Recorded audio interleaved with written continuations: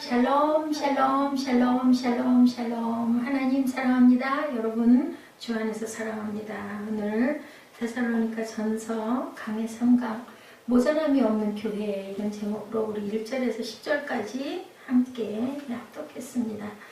데살로니가 교회는 바로 모자람이 없는 교회다. 그리고 그리스도의 향기가 날리는 그러한 교회였죠.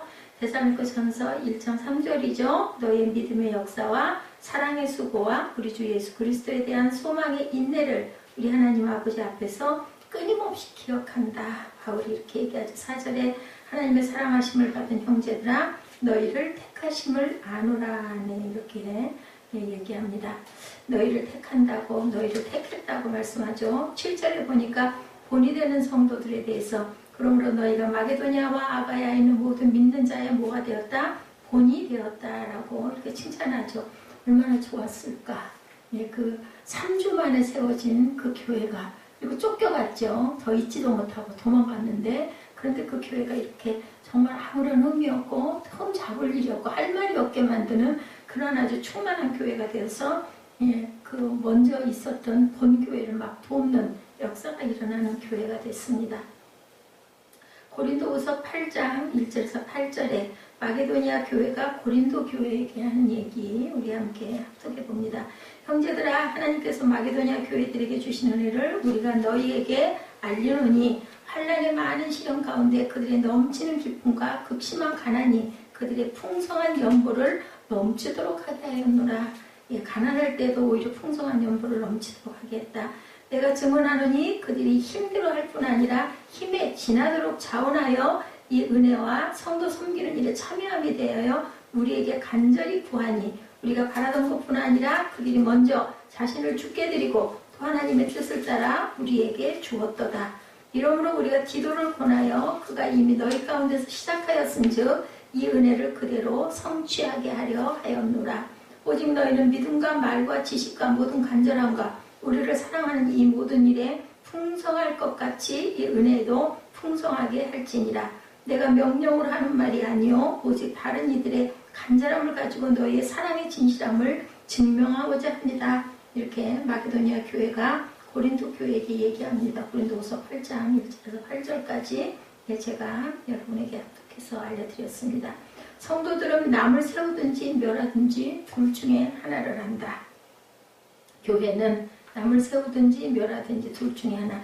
나는 어떤 사람인가? 과연 그렇다면 나는 남을 세우는 사람인가? 아니면 남들을 못살게 굴고 멸하게 하는 그런 자인가를 생각해 볼 줄 알아야 된다. 나는 어떤 사람인가? 8절에 말씀을 받고 또 퍼뜨렸다. 울려 퍼지다는 나팔을 부는 것을 뜻한다. 말씀을 받았다라고 8절에 주의 말씀이 너희에게로부터 마게도냐와 아가야에만 뿐 아니라 말씀이 너희로부터 이렇게 얘기하죠. 그 말씀을 받고 우리는 퍼뜨렸다라는, 울려 퍼지게 했다. 데살로니가전서 1장 8절이죠. 너희에게로부터 마게도냐와 아가야에만 들릴 뿐 아니라 하나님을 향하는 너희 믿음의 소문이 어디에 각처에 퍼졌다. 우리는 아무도 아무 말도 할 것이 없다. 이렇게 믿음이 각처에 퍼졌으니 할 말이 없다는 거죠. 사복음서의 끝부분과 사도행전 시작에는 대위임의 말씀이 기록되어 있습니다. 마태복음 28장 말씀과 마가복음 16장 15, 16절 말씀이 바로 대헌장, 대위임의 말이다. 마가복음 16장 15절에 뭐라고 그래요? 또 이르시되 너희는 온 천하에 다니며 모에게 만민에게 복음을 전파하라. 믿고 세례를 받은 사람은 구원을 얻을 것이요 믿지 않는 사람은 무하리라 정죄하리라. 사도행전 1장 1절에 데오빌로여 내가 먼저 쓴 글에는 무릇 예수께서 하시며 가르치시기를 시작하심으로부터 그가 택하신 사도들에게 성령으로 명하시고 승천하신 날까지 이를 기록하노라. 그가 고난받으신 후에 또한 그들에게 확실한 많은 증거로 친히 살아계심을 나타내사 40일 동안 그들에게 보이시며 하나님 나라의 일을 말씀하시니라. 사도와 함께 오이사 그들에게 분부하여 이르시되 예루살렘을 떠나지 말고 내게서 들은 바 아버지께서 약속하신 것을 기다리라. 요한은 물로 세례를 베풀었으나 너희는 몇 날이 못되어 성령으로 세례를 받으리라 하셨느니라. 이게 대헌장이에요. 그죠? 기다리라는 거죠. 너희에게 분부하신 그것을 기다리고 예루살렘은 그러니까 떠나지 말고 약속하신 것 내가 다시 오겠다고 말씀하셨죠. 성령으로 와서 부어주셨습니다. 마태복음 28장 19, 20절 우리가 너무 잘 아는 말씀이죠. 그러므로 너희는 가서 모든 민족을 제자로 삼아 아버지와 아들과 성령의 이름으로 세례를 베풀고 내가 너희에게 분부한 모든 것을 가르쳐 지키게 하라. 볼지어다 내가 세상 끝날까지 너희와 항상 있을지어다 라고 항상 있겠다고 말씀하죠. 같은 말씀입니다. 사도행전의 말씀이나 그리고 마태복음 28장 19절 20절 말씀이나 마가복음 16장 15, 16절 말씀이나 뭐예요? 세례를 받는 사람은 구원을 얻을 것이요 믿지 않는 사람은 정죄를 받으리라.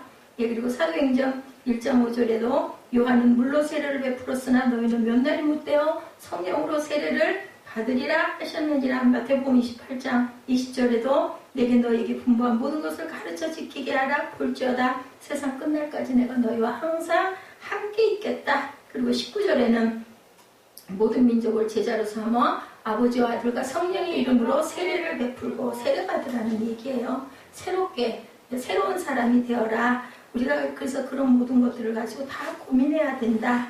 예, 선교의 확신을 가져야 된다. 선교를 확산해야 된다라는 뜻을 갖고 있습니다. 이 마태복음 말씀 그리고 사도행전 말씀 그리고 마가복음 말씀이 똑같은 몇 날이 못되어 세례를 받아야 된다는 얘기죠. 그래서 다 고민하고 가야 되는데 로마서 10장 14절에서 17절에 보니 뭐라고 그래요? 듣지도 못한 일을 어떻게 믿겠느냐? 전파하는 자가 없으면 어찌 듣겠느냐? 그렇죠? 예, 그런즉 그들이 믿지 아니하는 일을 어찌 부리리요? 로마서 10장 14절이죠. 듣지도 못한 일을 어찌 믿으리요? 전파하는 자가 없이 어찌 들으리요? 보내심을 받지 아니하였으면 어찌 전파하리요? 기록된 아름답도다 좋은 소식을 전하는 자들이 하려 하는 것 같으니라. 보내지 않으면 갈 수도 없고 그리고 그런 사람들이 없으면 말하지 않는 사람, 말하는 사람이 없으면 듣지도 못하고 듣지 못하면 믿지도 못하고 그러니 전파하는 자가 없이 우리가 어떻게 듣겠느냐. 그런 사람이 있어야 우리가 들을 수 있다는 거죠. 그러므로 믿음은 어디서 나와요? 들음에서 나며 들음은 그리스도의 말씀으로 로마서 10장 17절로 이어지죠. 그래서 그 듣는 것은 들음은 그리스도의 말씀으로 말미암는데 그 듣는 것도 보내지는 자가 없으면 들을 수도 없고 듣지 못하면 믿을 수도 없고 믿지 못하면 전파하는 자가 없다. 이렇게 삼박자가 다 맞아야 된다. 사도 바울의 여행이 2만 킬로미터의 거리였다고 합니다. 그 결과 우리는 아무것도 말할 필요가 없노라. 오늘 본문에서도 얘기하죠. 재림을 사모하는 사람들의 얘기가 1장 9절에서 10절에 나타나 있습니다. 뭐라고 나타나 있어요? 9절과 10절에 보니까 그들이 우리에 대하여 스스로 말하기를 우리가 어떻게 너희 가운데 들어갔는지와 너희가 어떻게 우상을 버리고 하나님께 들어와 사람이시고 참되신 하나님을 섬기는지와 죽은 자들 가운데서 다시 차리신 그의 아들이 하늘로부터 강림하실 것을 너희가 어떻게 기다리는지를 말하니 이는 장래에 노하시면서 우리를 건지시는 예수시니라. 예수님께서 우리에게 마지막 때에 우리를 어떻게 건지실 것인가에 대해서 말씀하실 것이다. 베드로전서 1장 3절입니다. 우리 주 예수 그리스도의 아버지 하나님을 찬송하리로다. 그의 많으신 긍휼대로 예수 그리스도를 죽은 자 가운데서 부활하게 하심으로 말미암아 우리를 거듭나게 하사 산 소망이 있게 하시며 썩지 않고 더럽지 않고 쇠하지 아니하는 유업을 잊게 하시나니 너희를 위하여 하늘에 간직하신 것이라. 너희는 말세에 나타내기로 예비하신 구원을 얻기 위하여 믿음으로 말미암아 하나님의 능력으로 보호하심을 받았느니라. 이렇게 베드로 사도는 증거합니다.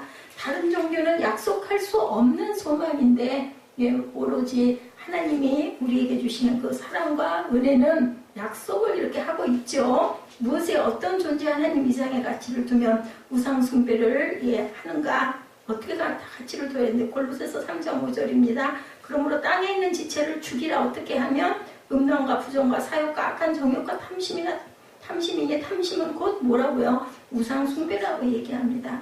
믿기 전의 상태는 어땠다고요? 에베소서에 보니 말씀합니다. 2장 1절에서 3절, 11절에서 13절 그리고 시편에도 말씀하고 계신데 살아계신 하나님을 섬기는 사람들에게는 산 소망이 있다라고 말씀하죠. 에베소서 2장 1절입니다. 그는 허물과 죄로 죽었던 너희를 어떻게 했다? 살리셨도다. 그때 너희는 그 가운데 행하여 이 세상 풍조를 따르고 공중의 권세 잡은 자를 따랐으니 곧 지금 불순종의 아들들 가운데 역사하는 영이라. 무슨 영이에요? 악한 영이죠.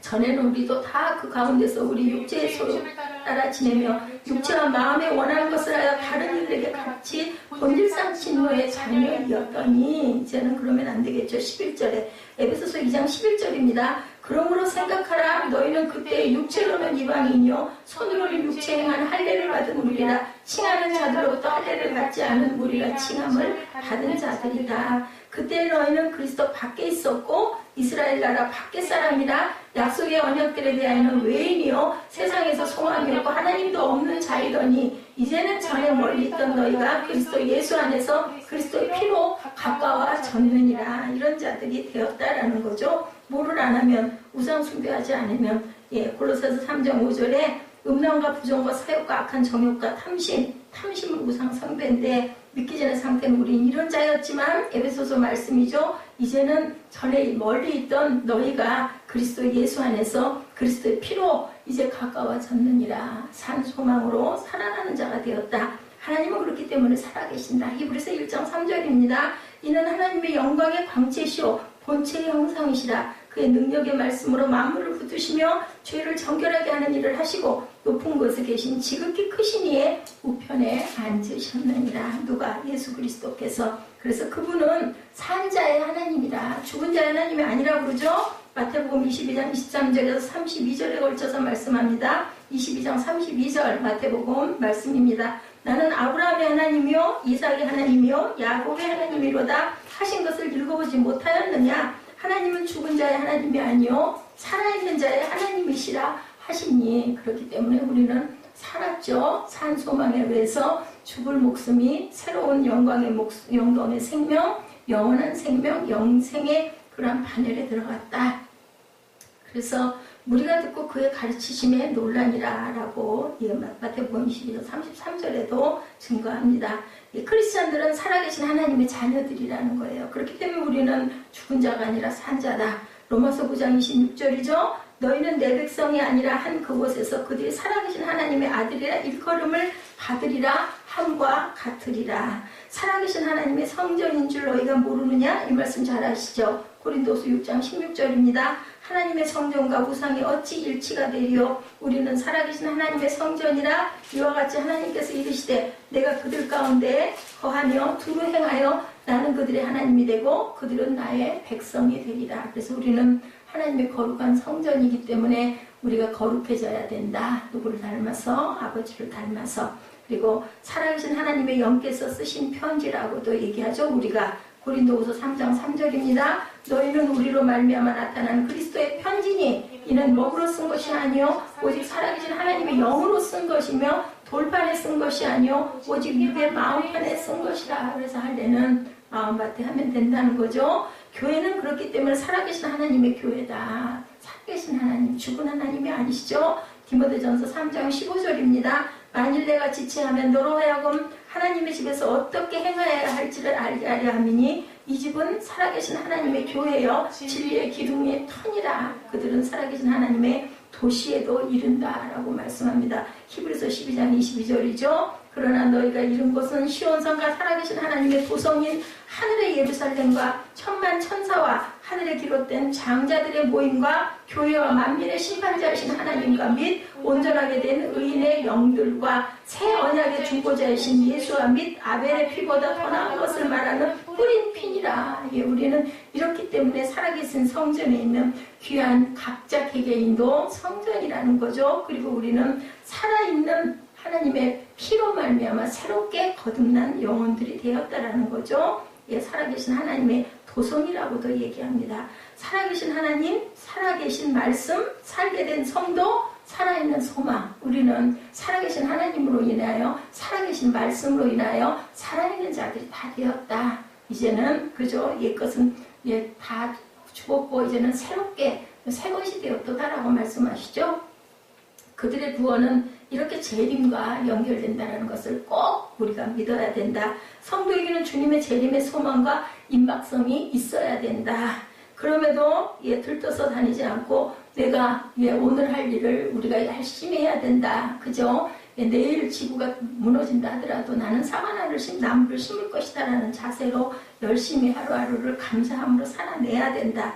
예수님은 진노에서 우리를 이미 건져내셨다라고 사전 5장 9절 10절에도 증거합니다. 하나님이 우리를 세우심은 노하심에 이르게 하심이 아니요 오직 우리 주 예수 그리스도로 말미암아 뭐를 구원을 받게 하심이라. 10절이죠. 예수께서 우리를 위하여 죽으사 우리로 하여금 깨어있든지 자든지 자기와 함께 살게 하려 하셨느니라. 하나님께서는 우리를 살게 하려 하셨지 절대로 죽이시는 하나님이 아니다. 그러므로 피차 11절입니다. 권면하고 서로 덕을 세우기를 너희가 하는 것 같이 하라. 데살로니가 전서 5장 11절 말씀이 그렇게 나오죠. 우리의 진노는 7년 환란이 분명히 환란이 이를 것이다 라는 거죠. 여기에 진노는 7년 환란이라는 겁니다. 198회나 성경에 기록되어 있고 계시록에만도 13회 정도를 진노에 대한 말씀을 하고 있습니다. 6장 16절에도 산들과 바위에게 말하되 어디 계시록 6장 16절이죠. 우리 위에 떨어져 보좌에 앉으신 이의 얼굴에서 그 어린 양의 진노에서 우리를 가리라. 이 진노라는 것은 환난 잔치를 얘기한다.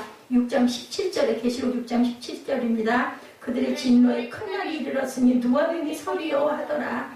계시록 11장 18절에도 이방인들이 분노하며 주의 진노가 내려 죽은 자를 심판하시며 좋은 선지자들과 성도들과 또 작은 자든지 큰 자든지 주의 이름을 경외하는 자들에게 상 주시며 땅을 망하게 하는 자들을 멸망시키실 때로소이다 하더라. 진노의 날이라는 건 이런 날이다. 계시록 12장 12절에도 증거합니다. 그러므로 하늘과 그 가운데 거하는 자들은 즐거워하라. 그러나 땅과 바다는 화 있은질적 이는 마귀가 자기의 때가 얼마 남지 않은 줄을 알므로 크게 분내어 너에게 내려갔습니다 하더라. 여기에 분내어가 진노와 같은 뜻이겠죠. 계시록 14장 8절에도 또 다른 천사고 둘째가 그 뒤를 따라 말하되 무너졌도다 무너졌도다 큰 성 바벨론이여 모든 나라에 그의 음행으로 말미암아 진노의 포도주를 먹이던 자로다 하더라. 이렇게 진노에 대한 말씀이 많이 있습니다. 계시록 19장 19절 20절에도 19장 15절에도 16절에도 함께 말씀을 하고 있죠. 계시록 19장 15절에는 그의 입에서 예리한 검이 나오니 그것으로 만국을 치겠고 친히 그들을 철장으로 다스리며 친히 하나님 곧 전능하신 이의 맹렬한 진노의 포도주를 밟겠고 그 옷과 그 다리에 이름을 쓴 것이 있으니 만왕의 왕이요 만주의 주라 하였더라. 하나님이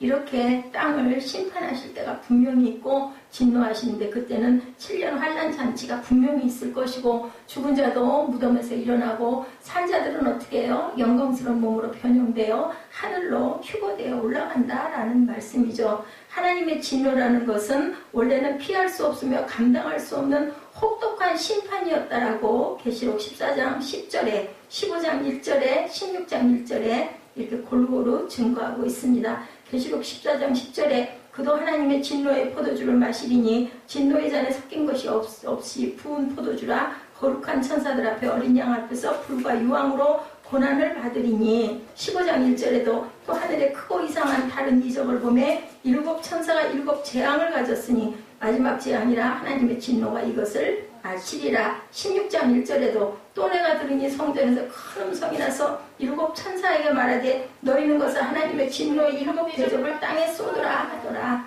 예언에서 하나님의 진노는 대개 이렇게 7년 환란을 뜻한다는 것을 우리가 일단은 알고 가야 됩니다. 환란이라는 건 체질하는 과정이라고 나타내 있습니다. 주님의 부활은 곧 심판이 있을 것을 예고한다고 사도행전 17장 31절에도 증거합니다. 이는 정하신 사람으로 하여금 천하를 공의로운 심판 하나를 작정하시고 그를 죽은 자 가운데서 다시 살리신 것으로 모든 사람에게 믿을 만한 증거를 주셨음이라 하니라. 죽은 자 가운데서 다시 살린다는 건 뭘까요? 부활을 얘기하죠.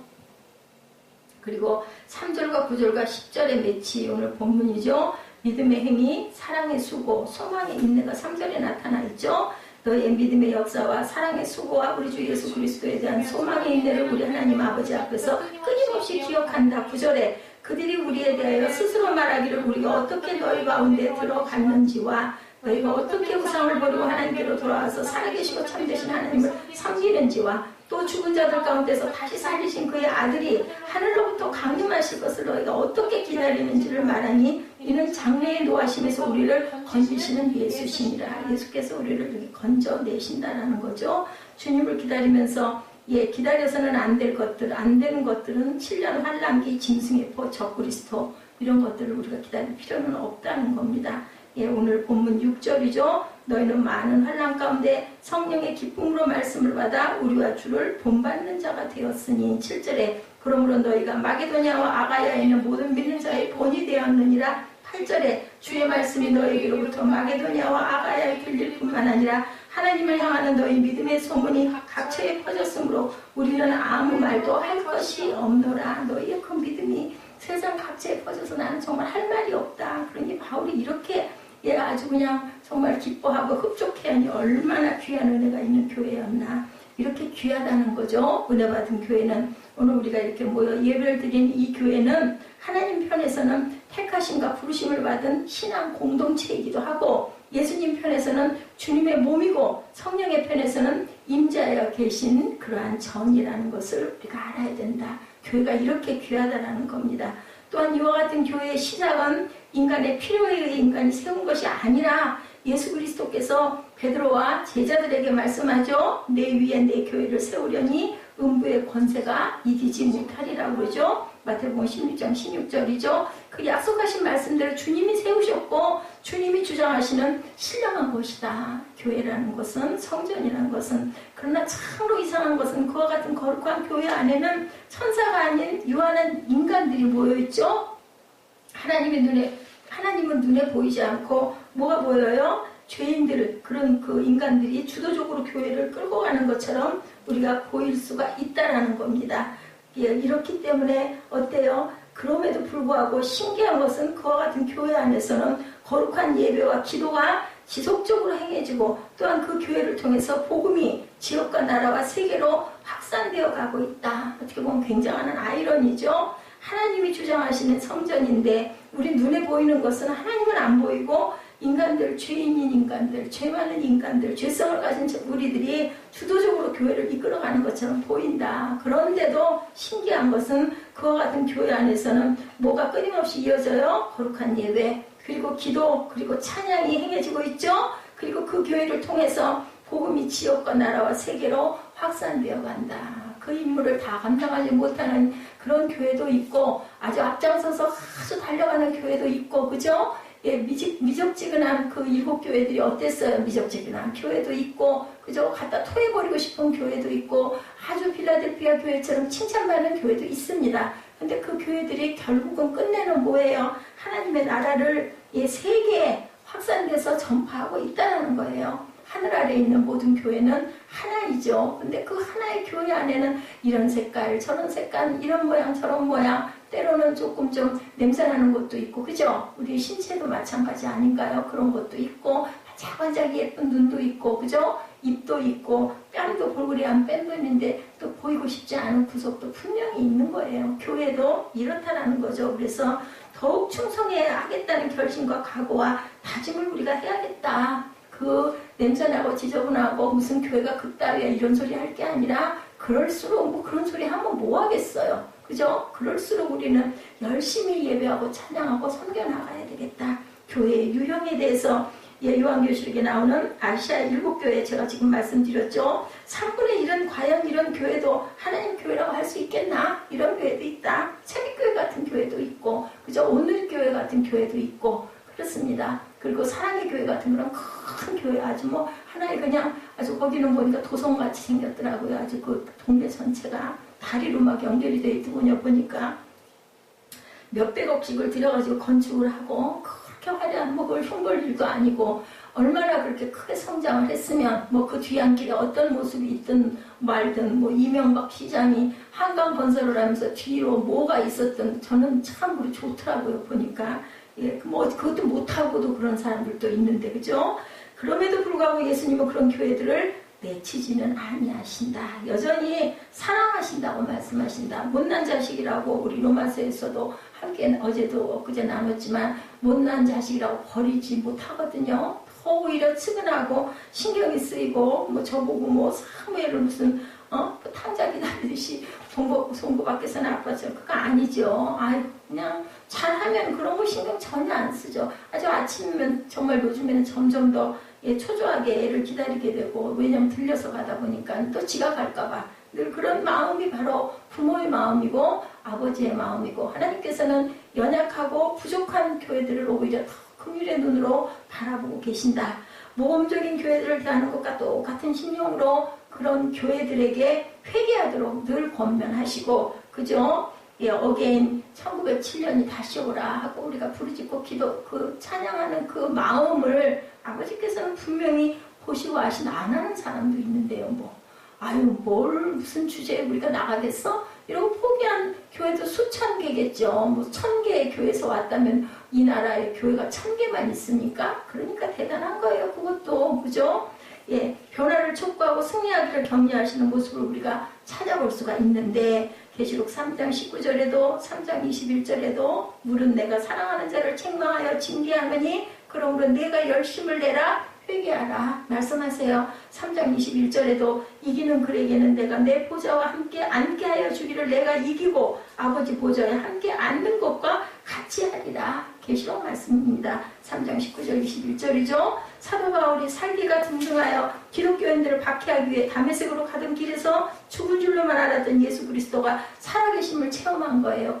깜짝 놀랐겠죠. 그렇게 안 하면 이 녀석을 쓸 수가 없으니까 하나님께서 직접 나타나신 거죠. 예수 그리스도께서 그 예수님으로부터 사도로 부르심을 받은 후 핍박자가 변하여 뭐가 됐어요? 전도자로 그 온 혼신의 온 몸과 마음을 다 들여 쏟는 그러한 아주 열정을 가진 그러한 아주 온전한 제자가 되는 것을 우리가 봅니다. 그 때문에 유대인 사회에서는 배신자고 배교자로 낙인 찍혀 과거에 자기가 그렇게 했던 것처럼 정반대로 혹독한 핍박을 받으면서도 굴하지 않고 복음을 전하는 가운데 많은 사람들이 예수 그리스도에게로 돌아오는 역사가 나타나죠. 바울이 그렇게 핍박했잖아요. 예수 믿는 자들을. 근데 이제 바울이 회심해서 돌아서고 나니까 유대인들이 바울을 죽이고 싶어 하는 거죠. 돌로 때리고 태형으로 치고, 그죠? 내다 버리기도 하고 아예 죽었다고 생각을 하고, 이런 것을 당하면서도 끝까지 하나님의 나라를 세우러 뛰어다니는 바울의 역사를 우리가 보죠.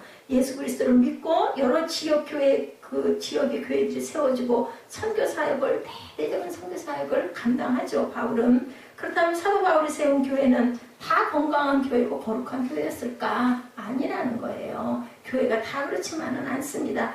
교회들 그런 교회로 부흥 성장만 한 건 아니다. 엄마가, 그죠? 산국 끝에 아이 출산할 때 다 배 아프죠? 다 고통스럽죠? 나중에 나라 대통령감이 나오든 아니면 정말 세상에 나지도 말았으면 좋았을 걸 하는 그런 녀석이 나중에 되든, 또 어떤 모습이 되든 엄마들은 그 아기를 낳을 때는 똑같이 산고를 겪고 낳습니다. 그런데 그렇다고 해서 그 녀석들이 다 하나님 보시기에 아니면 사람이 보기에 훌륭하고 귀한 자들만 있는 거는 아니라는 거예요. 다 아롱이 다롱이로 태어난다는 거죠. 이렇게 우리가 생각할 때도 정말 저 녀석을 내가 낳고 그런 얘기 하죠. 엄마들이 내가 왜 미역국을 먹었는지 모르겠다 말썽 부리고 속썩이고 하면 다시는 보고 싶지가 않아요. 저도 그렇습니다. 이 거룩하고 신령한 교회 다 부흥하고 성장하는 것만 아니다. 교회도 마찬가지로 다 같이 바울 사도가 개척하여 세운 교회임에도 불구하고 과연 이런 것도 교회인가 싶을 정도의 문제가 많은, 차라리 폐쇄해버리고 말지 뭐하러 저걸 세우나, 이런 교회도 분명히 있다라는 거죠. 그럼에도 불구하고 바울은 어느 한 교회도 포기하지 않고 손가락 하나 10손가락 깨물어 안 아픈 손가락 없다고 그러죠. 오히려 더 신경이 쓰이겠죠. 그런 교회는.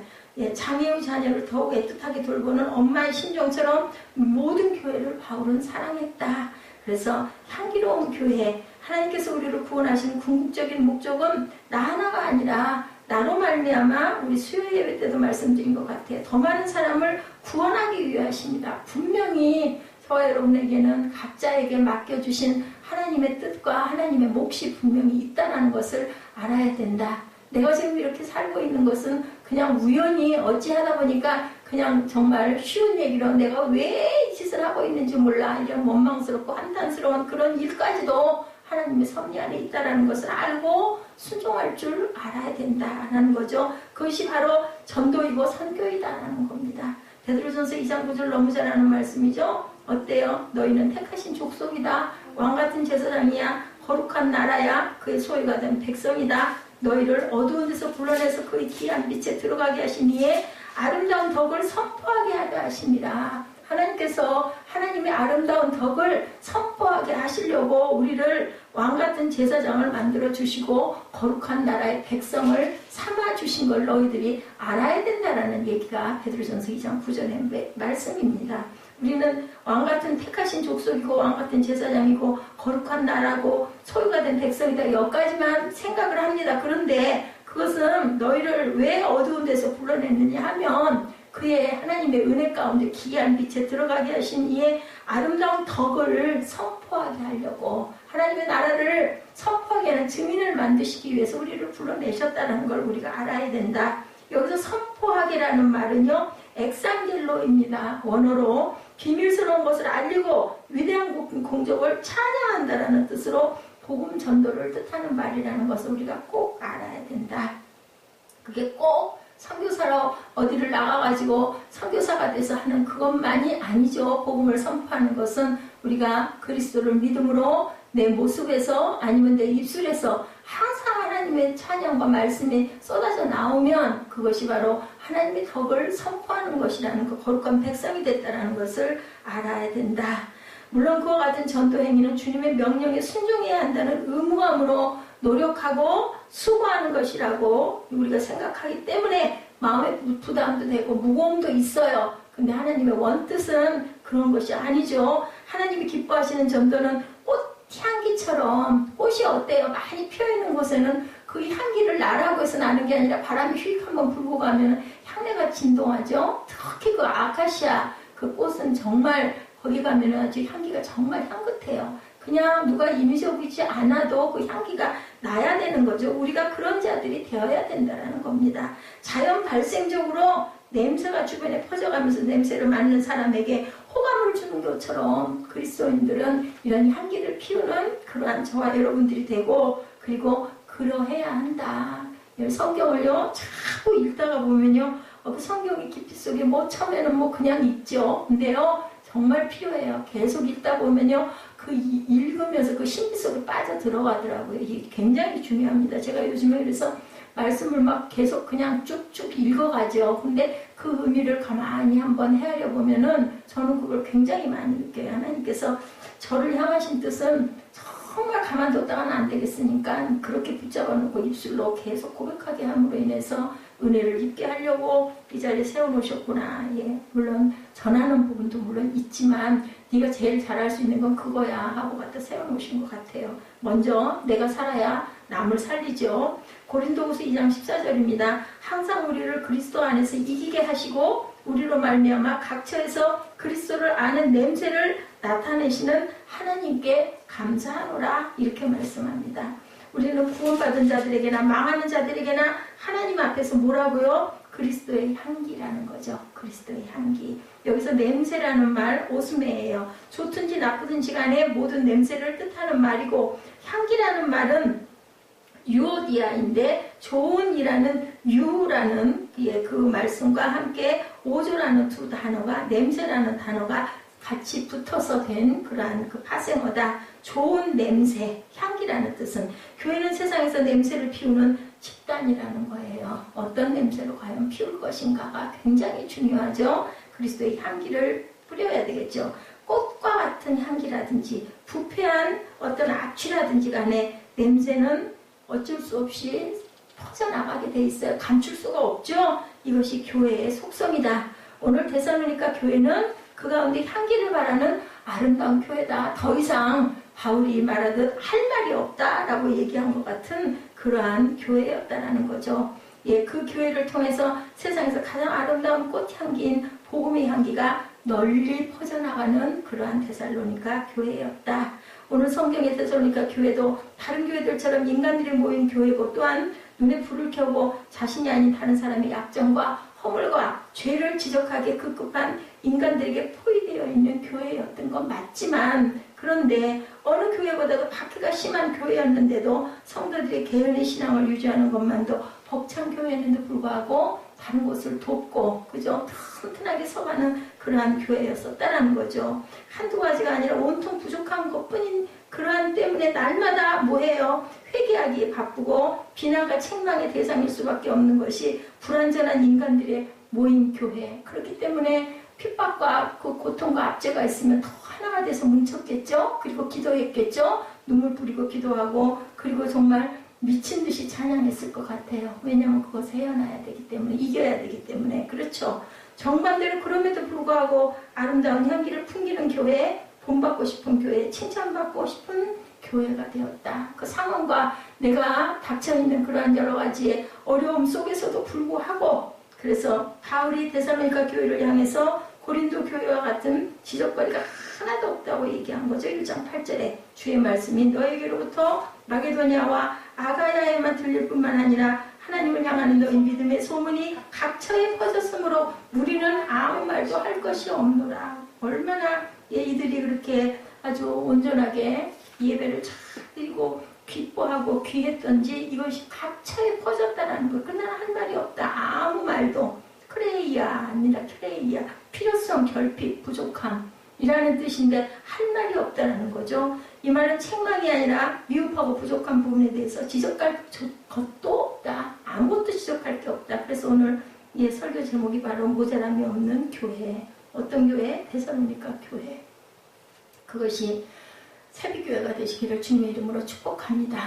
지금은 아주 힘이 미약하다 할지라도 하나님만 아셔요. 그죠? 우리가 100년 후, 200년 후에 이 교회 뿌리가 어디로 어떻게 뻗어서 어떻게 향해 갈지. 오늘의 한국교회는 너무 부족한 것이 많아서 문제가 아닐까. 근데 참 물질적으로는 아주 호화 풍요를 누리고 있는데도 그죠? 영적인 고갈 상태가 이루어 있는 그런 교회들이 많다. 다 그런 건 아니에요. 그죠? 그런 교회들이 많다. 사람이 식어지고 거룩성을 상실하고 화평을 잃어버리고 전도의 열정도 상실하고 선교의 사명을 망각하고 말씀과 기도가 부재해서 겨우 목숨만 할딱거리고 있는 교회들도 정말 많다. 그런 교회 안에 우리가 들어가지 않기를 주님의 이름으로 축복합니다. 뭐 둘이면 어떻고 셋이면 어떻겠어요. 가만히 생각해보니까 그렇더라고요. 그래도 젊은 집사들 30명이면 뭐 그좀 무슨 일은 못하겠어요. 아무도 없다 하더라도 뭐 시작을 다 그렇게 하는데 지금이 시작이었다. 그동안은 정말 워밍업이었다. 그동안은 정말 우리가 털을 닦기 위해서 열심히 갈고 닦느라고 여기까지 왔다. 뭐 10년 후가 됐든 뭐 15년 후가 됐든 그때부터 3명이 확 뭉쳐가지고 4명이 뭉쳐가지고 열심히 하는데요. 하나가 돼서 제일 중요한 게 하나님께서 그래서 너희가 하나가 되라고 말씀을 하신 거죠. 연합은 하나이다. 이 말씀이 아주 귀한 뜻을 알고 계셨던 거죠. 그러나 오늘 성경에 데살로니가 교회는 전도지를 들고 다니면서 열정적으로 전도하거나 타 지역으로 선교사를 파송한 적이 없음에도 불구하고 그죠? 그 영향력이 아름다운 꽃향기처럼 사방으로 퍼져나가서 다른 교회들에게 본이 되고 다른 교회들에게 부러움의 대상이 되고 그저 오죽하면 바울의 입에서 할 말이 없다는 말이 나올 만큼 영향력을 미치는 축복의 통로가 된 교회가 되었다. 어느 교회보다 외적인 조건이 열악하고 그리고 신앙의 연조도 짧고 작고 그저 약해 보이는 그런 교회였는데 가난하고 핍박이 많은 교회임에도 불구하고 어떻게 그렇게 모자람이 없는 교회가 될 수 있었는지 비결은 우리 교회도 반드시 담고 배워서 그 모델의 교회를 닮아가야 되겠다. 그거죠. 그래서 칭찬의 비결을 봅니다. 데살로니가 교회가 그와 같은 부정적인 상황에도 아름다운 신앙을 꽃피우고 향기를 발할 수 있었던 비결이 무엇이었는가 우리가 봅니다. 6절이죠. 너희는 많은 환난 가운데 성령의 기쁨으로 말씀을 받아 우리와 주를 본받는 자가 되었다. 뭘로요? 성령의 기쁨으로 말씀을 받았대요. 말씀을 기쁘게 받았다는 겁니다. 여기서 많은 환난 가운데라는 말은 외부적인 억압과 박해로 말미암아 데살로니가 교회가 겪는 고통을 뜻하죠. 들립시스라고 언어에 표기되어 있습니다.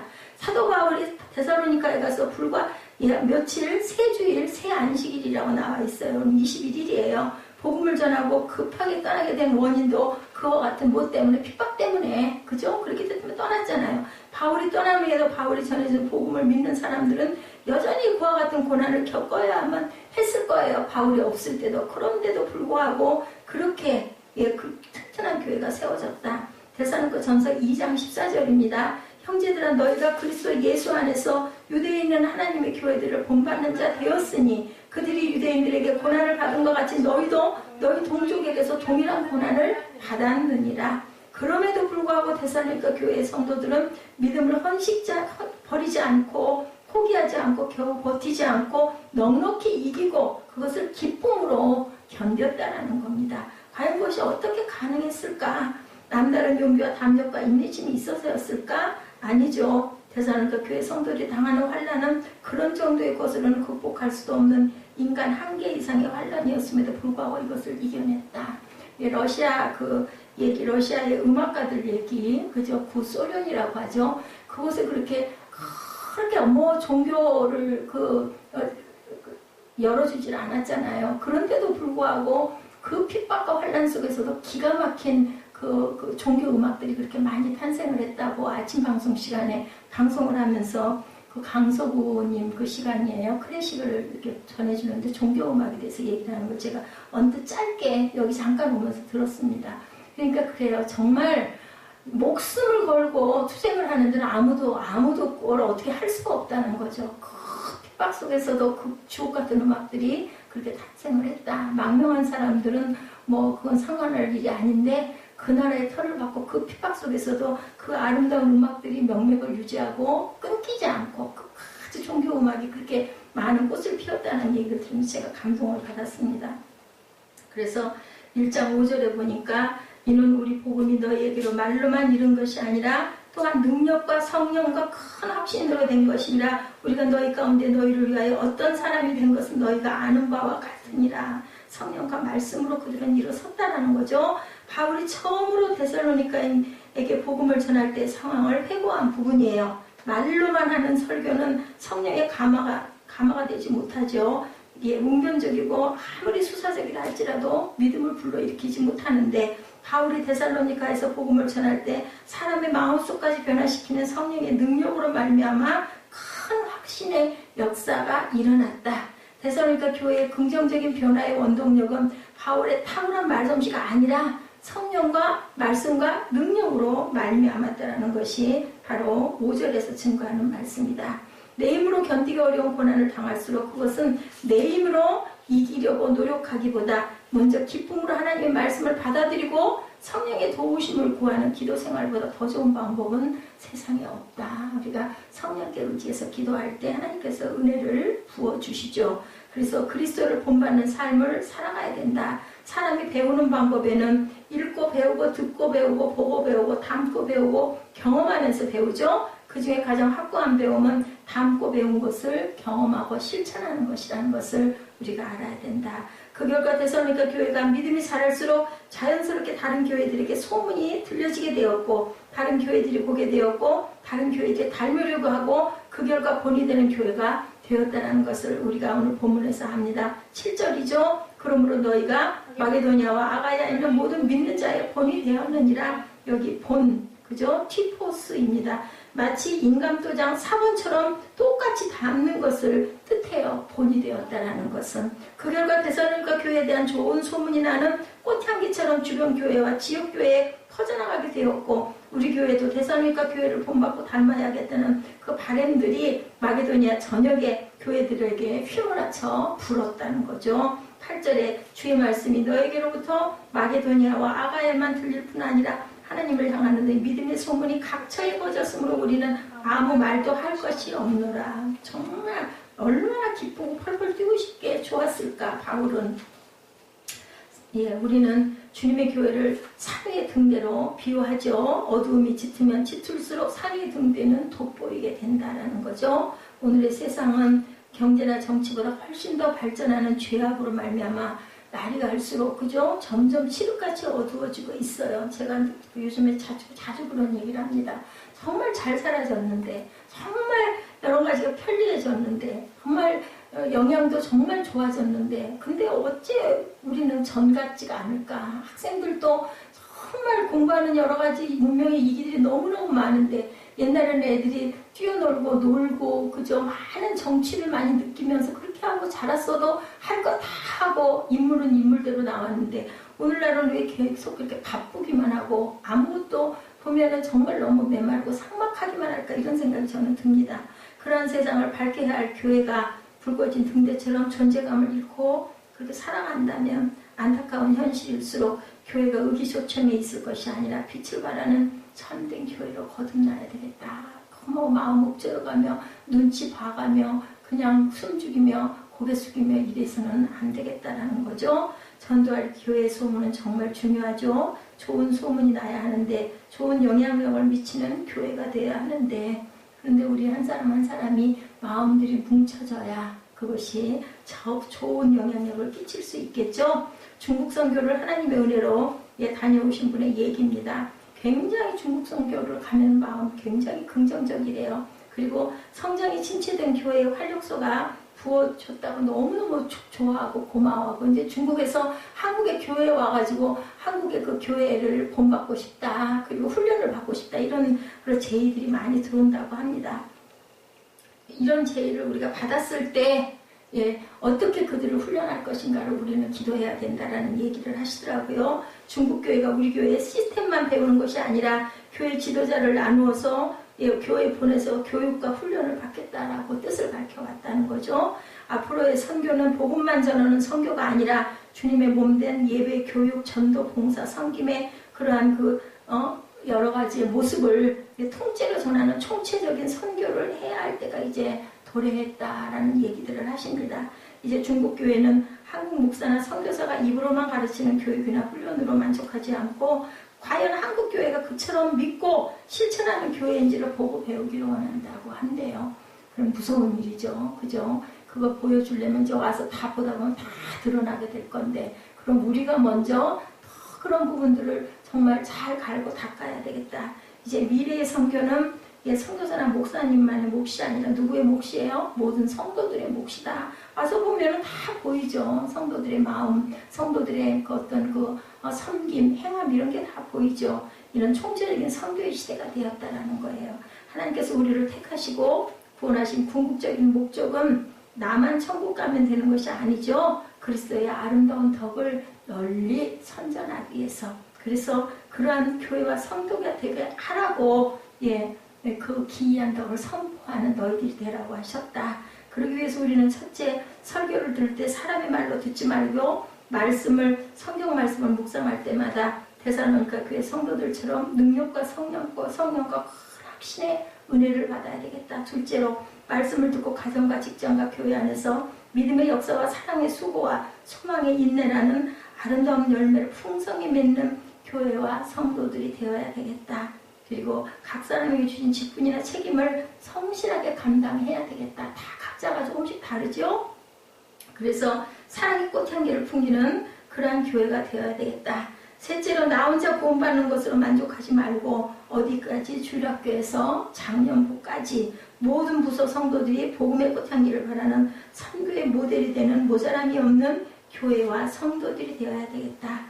그와 같은 교회가 어두움이 점점 더 깊어나가는 이 시대에 등대와 같은 교회가 될 것이고 향기를 바라는 교회가 될 것이고 소문이 나는 교회가 될 것이고 모자람이 없는 교회가 될 것이라는 거죠. 누구에게 보여주려고는 아니지만 그래도 그죠? 이웃 나라에서 선교를 좀 와서 어떻게 그렇게 하시는지 좀 보고 본받고 배우고 싶습니다. 훈련받고 싶습니다라고 할 때 우리가 이런 마음의 자세로 이렇게 임했을 때 하나님이 기뻐하시고 그리고 그들에게도 뭔가를 향기를 날릴 수 있는 크리스찬의 향기를 날릴 수 있는 교회들이 될 수 있지 않을까 이런 마음을 품어보면서 오늘 데살로니가 전서 1장 강해를 이렇게 마칩니다. 투서 없었지만 그죠? 우리가 저는 이렇게 귀한 말씀들이 이렇게 귀하게 여기저기 박혀있는 성경 말씀이 정말 귀하다라는 그런 은혜를 받았어요. 우리가 3주 됐잖아요. 1장을 가지고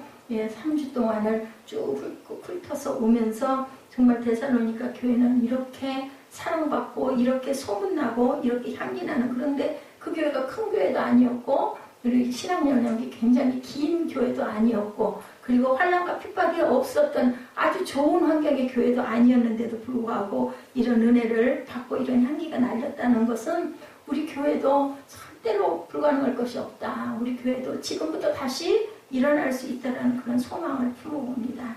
우리 여호와 나의 목자 우리를 인도하시고 이끌고 가시는 그러한 하나님 야훼께서 우리 교회 머리시죠. 우리 찬양하시고 축도로 예배를 마치도록 합니다.